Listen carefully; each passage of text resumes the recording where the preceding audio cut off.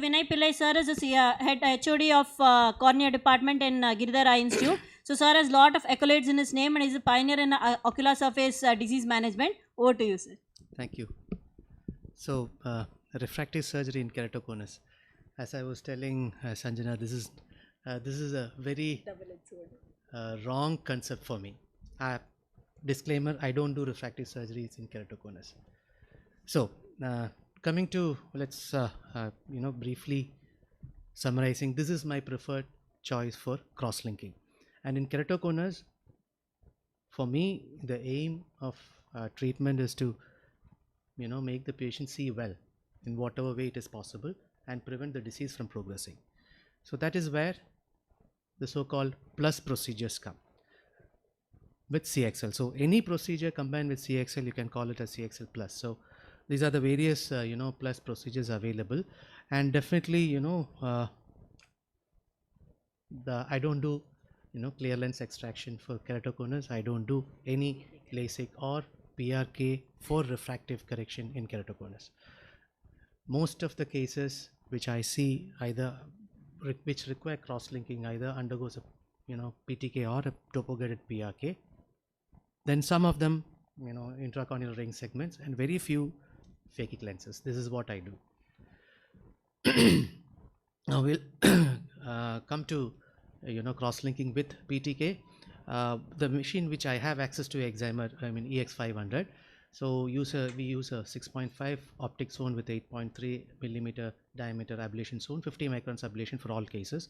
This is followed by an accelerated cross-linking, and this is a small data which we had done initially when we started doing PTK compared to mechanical debridement. So when we do PTK, the obvious question that is asked is, why the patient to PTK? It's additional expense for the patient. Is there any advantage of doing a PTK along with cross-linking compared to manually debriding the epithelium? So that is the reason why we took out this data. So this is what we got the results as.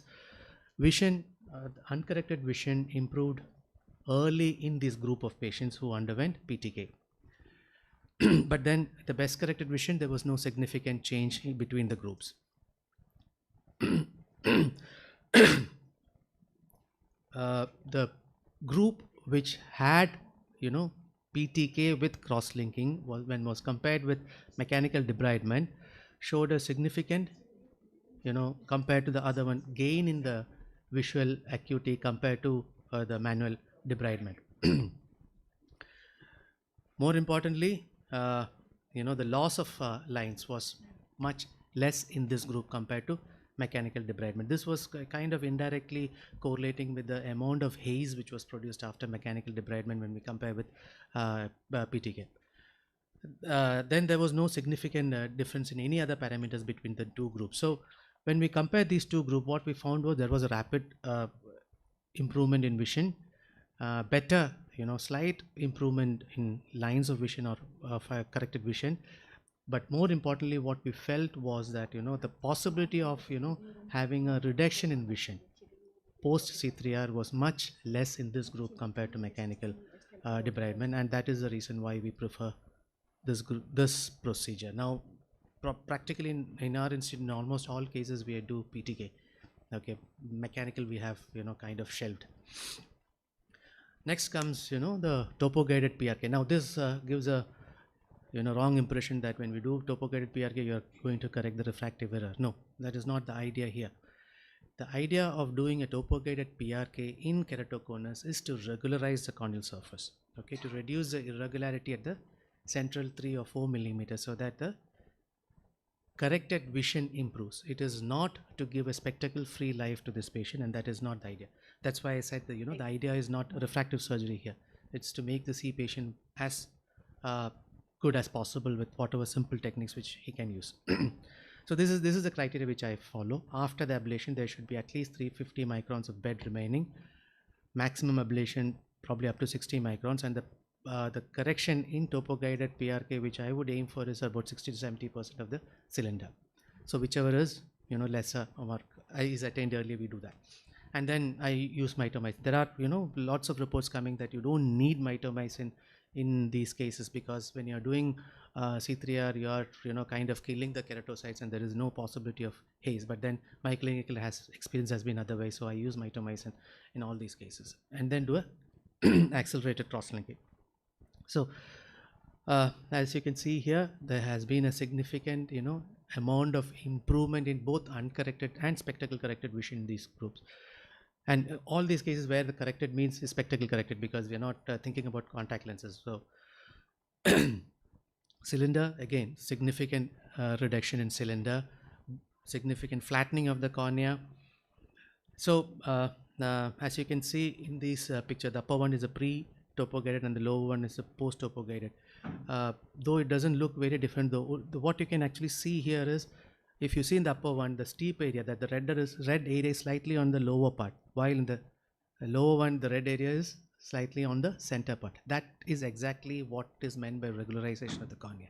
Okay, you are pushing the cone towards the center, or it becomes, so the pupillary area becomes a smooth dome, which can be corrected either with spectacles or contact lenses.